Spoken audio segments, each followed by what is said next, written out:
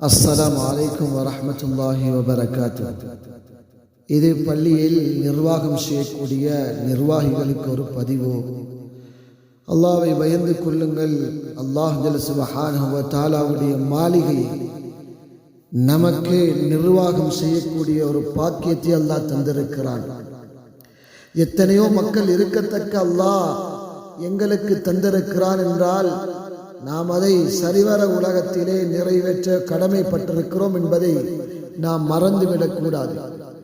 இப்பொழுது பள்ளி வாய்களிலே கடமை செய்யக்கூடிய இமாம், அதாவது எத்தனையோ வருடங்கள் கடமை செய்து கொண்டிருக்கிறார்.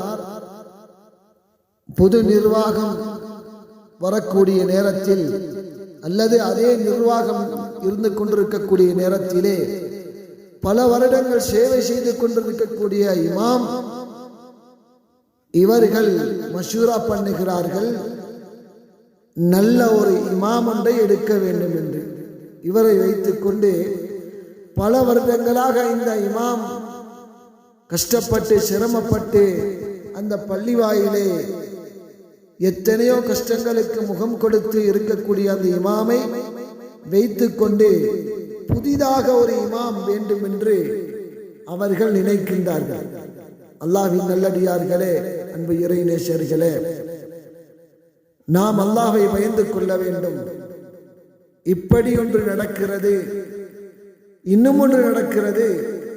புது நிர்வாகம் வந்தால் அவர்கள் என்ன செய்கிறார்கள்? இந்த எத்தனையோ வருடம் இருந்த இந்த இமாமை விலக்குவதற்காக வேண்டி அவர்களுடைய சலுகையை எடுக்கிறார்கள். நான் இன்று கூட பார்த்து கவலையோடு தான் இதை பேசுகிறேன். ஒரு இமாமுடைய சம்பளமாக இருந்துச்சு 35,000 ரூபாய். அந்த சம்பளத்தை குறைத்து 25 ஆக்கியிருக்கிறார்கள். நிர்வாகிகளே, அல்லாஹ்வை பயந்து கொள்ளுங்கள். நிர்வாகம் என்பது விளையாட்டல்ல, விளையாடக்கூடியதல்ல. அதனால் நாம் அவர்களுடைய ஊதியத்தை குறைப்பதல்ல, அவர்களுக்கு நாம் எத்தனையோ சலுகைகள் கொடுக்க வேண்டும். ஏனென்றால் ஒரு இமாம் என்பது அவரை நாம் பின்பற்றி தொழுகின்றோம். அவர் தொழுகக்கூடிய நேரத்திலே நாம் பின்னால் இருந்து தொழுகின்றோம். ஒரு இமாமாக இருக்கிறார் மஸ்ஜிதில். அதனால் அவர்களுக்குரிய கண்ணியத்தை நாம் கொடுக்க வேண்டும். நிர்வாகிகளே, அவர்களுக்குரிய மதிப்பை நாம் கொடுக்க வேண்டும். ஏனைய மதத்திலே எப்படி எப்படியெல்லாம் அவர்களை கவனிக்கின்றார்கள் நாம் பார்த்து கொண்டுதான் இருக்கிறோம்.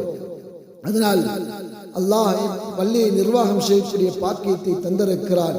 அதனால் நமக்கு இருக்கக்கூடிய நமது மஹல்லாவிலே நமது பள்ளி வாயில் இருக்கக்கூடிய இமாம்களை நாம் கண்ணியப்படுத்த வேண்டும்.